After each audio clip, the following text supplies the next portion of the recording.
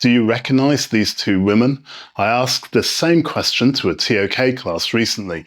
Everyone in the class recognized woman A on the left, as I'm sure that you do. It's Taylor Swift, an international music star who could be an example of revered knowledge. However, only 2 students in the class recognized woman B on the right. Now that's Madonna, and from the mid-1980s to the mid-1990s, Madonna was one of the biggest music stars in the world, selling over 410 million records worldwide. She was the Taylor Swift for her day. She could be labelled as highly revered knowledge. However, the fact that only 2 out of 18 students in a class in 2024 could recognise her could indicate that our most revered knowledge may be more fragile than we assume it to be. Welcome to ToK Today. I'm Daniel, and today I'm going to take you on a trip through some of the ways that you could look at ToK Essay number 2, May 25. That's the one about revered knowledge possibly being more fragile than we assume it to be. And I'm going to show you some of the examples of knowledge arguments, real-life examples, and evaluation points. I'm also going to show some of the potentially dangerous pitfalls that you could fall down on your exploration of this essay title. Right up front, I have to give you a passenger safety warning. This video is only my perspective on today's essay. Many other perspectives are also available. However, if you like my perspectives and want more details and examples, then be sure to pick up the ToK Today student guidance notes from the ToK Today store. Follow the QR code on the screen or the link in the video description. ToK teachers, you can pick up the ToK Today Teacher Support Package designed specifically for time-pressed teachers. Okay, let's get on with the fragilistic, expialidocious, revered knowledge essay title. We're going to start with the definitions or explanations of the key terms, revered knowledge and fragility. You'll notice that I'm skipping over the we assume part of the title for the moment. I'll pick that one up later. You will need to develop ToK-relevant definitions of the terms fragility and revered knowledge. Now, dictionary definitions won't be good enough. They'll need to be more ToK-specific and more relevant to your knowledge argument. You might have slightly different definitions or explanations for each term, depending on the AOK that you're considering. For example, revered mathematical knowledge might be different to revered artistic knowledge. You get the idea. You could define them using the main structures in the ToK knowledge framework: knower, knowledge producer, knowledge community, area of knowledge, scope, methodology, perspectives, and ethics. And you can try to explain any concept through these structures. So if we look at the concept of revered knowledge through these structures, we would be asking questions such as, is this knowledge revered by the knower? Is this knowledge revered by the knowledge producer? Is this knowledge revered because of the methodology used to create it? Is this knowledge revered because it establishes ethical principles? And so on and so on. I think you get the idea. You have the opportunity to define this concept as you wish. Now, you certainly can't include all of these structures in your explanation, and you probably won't include more than one of them. But if you do link your explanations to one of the structures, at least you're on the right lines. You're talking about ToK, and that's probably going to work out well for you.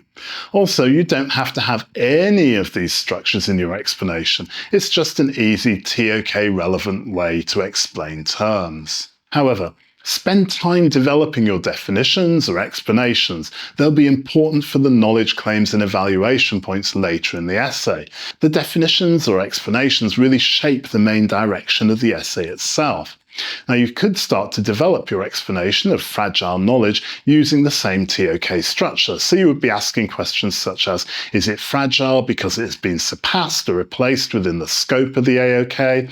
Is it fragile because it has lost the support of a community of knowers? Is it fragile because methodology has been improved since it was produced? Is it fragile because related ethical values might change in the future? And so on. We could go on creating such questions which would shape our explanation of this term. There are many, many such possible examples.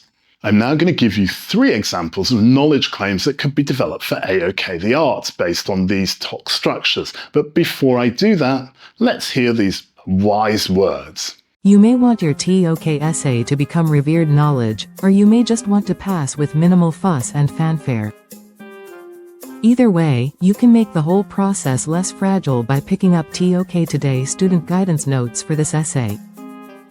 The notes contain examples of how to structure the essay, how to write the introduction section, how to define the key terms, knowledge claims, real-life examples, evaluation and implication points. All you need to write a reverential ToK essay. 72% of students using the notes in May 24th exam session got a grade A in ToK. And ToK teachers, please don't feel left out. We have a ToK teachers support package available for you over at the ToK Today website.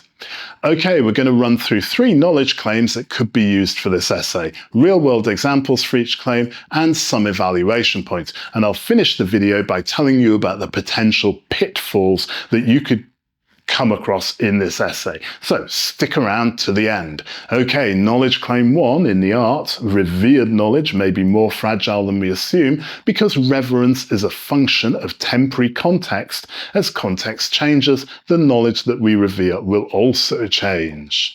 The argument here is fairly straightforward. Knowledge that we revere today is revered because of our context. Reverence is given because of the values, needs, and constructs of a specific context.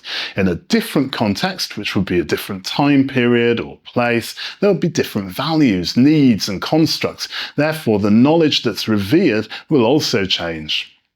And therefore, the current knowledge that we revere is fragile. It's in danger of being changed and replaced. Here are 3 works by 3 different artists. Do you recognize any of them? Can you maybe name the works? Can you name the artists? I assume that most of you will have recognized works A and B. Some of you may have been able to name works A and B.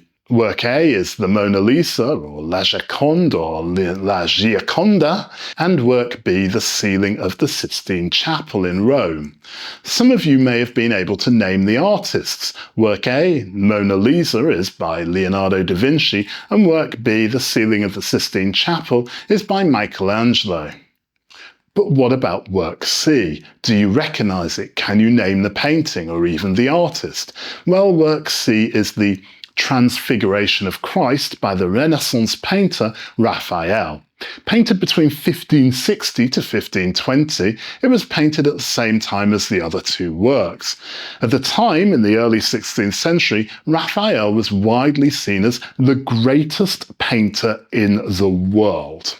In his book, The Lives of Artists, written during the 16th century by Vasari, Vasari wrote how bountiful and benign heaven sometimes shows itself in showering upon one single person the infinite riches of its treasures and all those graces and rarest gifts that is wont to distribute among many individuals over a long space of time could clearly be seen in the no less excellent than gracious Raffaello Sanzio de Urbino, who was endowed by nature with all that modesty and goodness which are seen at times in those who, beyond all other men, have added to their natural sweetness and gentleness the beautiful adornment of courtesy and grace. This is essentially Vasari saying that not only is Raphael the greatest painter of all time, but he's so good that his talents have been given to him by God, and other people have been deprived so that Raphael could have more of those talents. I think it's fair to say that Raphael's work was revered knowledge during his time. This is not to say that Michelangelo and Leonardo da Vinci weren't revered during the 16th century. It's just to say that Raphael was ahead of them in the most revered knowledge stakes. Now we come forward 500 years and Raphael is still revered, particularly by art critics and the well-informed. However, his work doesn't have the common reverence that it did in the 16th century. And it doesn't have the reverence that the work by Michelangelo and Leonardo da Vinci has. Patricia Emerson, in her 2004 book Creating the Divine Artists, explains how the religious focus of Raphael was popular in the 16th century, but it fits far less easily into our modern frameworks of artistic knowledge. The personalities and knowledge created by Michelangelo and Leonardo da Vinci are far more compatible with the more materialist and individualist values of contemporary society. As such, when the contextual values within which Raphael was producing his art changed, so did the level of reverence that was afforded to him. As such, revered knowledge may be more fragile than we assume because reverence is a function of temporary context. As context changes, the knowledge that we revere will also change. Let's move on to knowledge claim 2 in the arts. Revered knowledge is not more fragile than we assume because its status is due to stable and enduring characteristics that define genres. Now, this knowledge claim is a strong contrast to knowledge claim 1. Now, we're arguing that revered knowledge is given that status because it represents the best in a genre, or maybe it contains the elements that established a genre. Essentially, revered knowledge is the ideal type model of an artistic genre, from which all subsequent knowledge in that genre is developed. So, we're arguing that certain works gain their revered status because they represent the ideal or foundational characteristics of a genre. These works are not easily displaced or undermined because they embody the essence of their genre. They establish conventions and set standards that shape the subsequent works or knowledge in that genre. Revered knowledge in this sense is the model against which all other knowledge in the genre is measured. Revered knowledge in the arts often gains its status because it either defines the genre or exemplifies its highest qualities. An example that we can look at here are Shakespeare's tragedies, such as Hamlet and Macbeth. These plays are revered not only for their literary merit, but also because they establish many of the core features of the tragedy or tragic genre in English literature. These plays feature tragic heroes with fatal flaws, complex moral dilemmas, and the exploration of themes such as fate, ambition, and guilt, elements that have become hallmarks of the tragedy genre.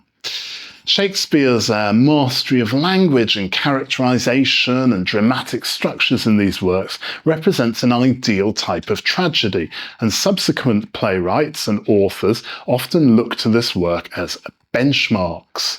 Because Shakespeare's tragedies define and shape the conventions of the tragic genre, they remain revered and influential even as artistic trends evolve. Their enduring relevance is a testament to their stability and their ability to encapsulate the defining features of a tragedy. Therefore, revered knowledge, rather than being fragile, often gains its status because it contains the stable and enduring elements that define a genre. These works form the foundation upon which subsequent knowledge in the genre is developed, and their revered status is unlikely to diminish because they continue to influence how the genre is understood and practiced. Okay, moving on to knowledge claim 3, and this one comes from the human sciences. And this is, revered knowledge is not more fragile than we assume, but its strength comes from it being superseded by later iterations of knowledge. Now here what we're doing is we're combining knowledge claims 1 and 2. Clever. So on the one hand, we're arguing that revered knowledge will be replaced by new knowledge as context changes.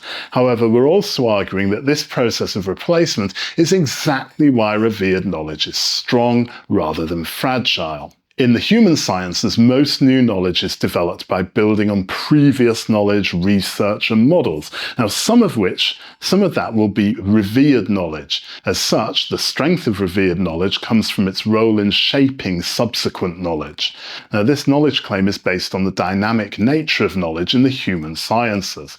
In this view, revered knowledge is not static nor immune to change, but is instead subject to being replaced by new ideas as this context shift, and similar to knowledge claim 1. However, rather than weakening revered knowledge, this process of replacement underscores its strength. The development of new knowledge in the human sciences often builds on or refines or even challenges previous models, with revered knowledge serving as a foundation similar to knowledge claim 2. And this progression highlights that revered knowledge is robust because of its influence on subsequent knowledge. So let's have a look for an example, and in psychology we can look at the development of different perspectives and models to illustrate this claim. For example, the transition from behaviorism to cognitive psychology. Behaviorism was highly influential early in the 20th century, and it focused on observable behavior, and it rejected the study of internal mental states. And this approach revolutionized psychology by introducing rigorous experimental methods and measurable outcomes. For a time, behaviorism was the dominant model in psychological research, making it revered knowledge within psychology. However, as research progressed, the limitations of behaviorism became apparent. Critics started to argue that behaviorism did not adequately address cognitive processes such as thinking, memory, and problem solving. And this led to the rise of cognitive psychology in the mid-20th century. And that shifted the focus back to the mind and internal mental processes. Now, although cognitive psychology replaced behaviorism as the leading paradigm, it did not discard behaviorism entirely. Instead, it built on the methodological rigor introduced by behaviorists, whilst incorporating new models to explain complex mental functions. The strength of behaviorism as revered knowledge lies in how it shaped the field after it was superseded by cognitive psychology. Behaviorism provided essential research techniques and conceptual frameworks that cognitive psychology could expand upon, and this iterative development underscores the strength of revered knowledge. It forms the basis for new knowledge, even if it's eventually replaced. The process of replacing older models like behaviorism with newer ones like cognitive psychology doesn't diminish the significance of the former. Instead, it highlights how revered knowledge serves as a critical stepping stone in the ongoing evolution of knowledge. Thus, revered knowledge in the human sciences gains its strength not from remaining unchallenged, but from its ability to influence and shape subsequent knowledge. This iterative process ensures that revered knowledge remains integral to the development of new ideas, reinforcing its resilience rather than revealing any fragility. Okay, let's swiftly move on to the evaluation points. Obviously, the evaluation points that you develop will depend upon the knowledge claims and the arguments that you use. And I'll quickly run through some of the evaluation points that I could develop for the claims that I've used. You'll probably develop different evaluation points if you've developed different claims. So, knowledge claim 1 in the arts was that revered knowledge may be more fragile than we assume because reverence is a function of temporary context, and as context changes, the knowledge that we reveal will also change. Now, a limitation of this argument is that some knowledge endures over time, regardless of contextual changes. And this is essentially knowledge claim 2 about classics. However, this evaluation point could be extended to explore the nature of context. The knowledge claim assumes that the knowledge is revered in one context, and then that context changes. However, knowledge is revered in many contexts at its time of creation or reverence. For example, many knowers in many different contexts currently revere Taylor Swift. The multiple contexts indicate that contextual alignment may not be a significant factor in the robustness of revered knowledge. Knowledge claim 2 in the arts was that revered knowledge is not more fragile than we assume because its status is due to stable and enduring characteristics that define genres. Now here we can consider the factors that make knowledge a revered classic. Is it knowledge characteristics that lead to classical robustness down the ages, or is it another factor, such as social and cultural trends? If it's social and cultural trends rather than the characteristics inherent to the knowledge itself, then it's fair to assume that the revered knowledge may actually be more fragile than its status as a revered classic would indicate. Now, knowledge claim 3 was in the human sciences, and it's that revered knowledge is not more fragile than we assume, but its strength comes from it being superseded by later iterations of knowledge. Now, there are strengths to this knowledge argument in that it recognizes the development of knowledge over time, and it contextualizes notions of reverence and fragility. However, there are also limitations to this argument insomuch as it rests upon that somewhat ambiguous definitions of fragility and reverence. And so we finally come to the potential pitfalls that I warned you about at the beginning of the essay. Now, some of the pitfalls I see in this essay regard the assumptions in the prescribed title. There's an assumption that there is revered knowledge and that there is fragility of knowledge. There's an explicit assumption that we assume revered knowledge is fragile to some degree. Now, these are all pretty basic assumptions that are required to write the prescribed title, so I don't think that we should get too hung up about these assumptions. Although other ToK teachers may disagree, I don't think that you should spend too many words challenging these assumptions, nor necessarily that you should challenge them at all. I mean, that runs the danger of losing focus from the PT.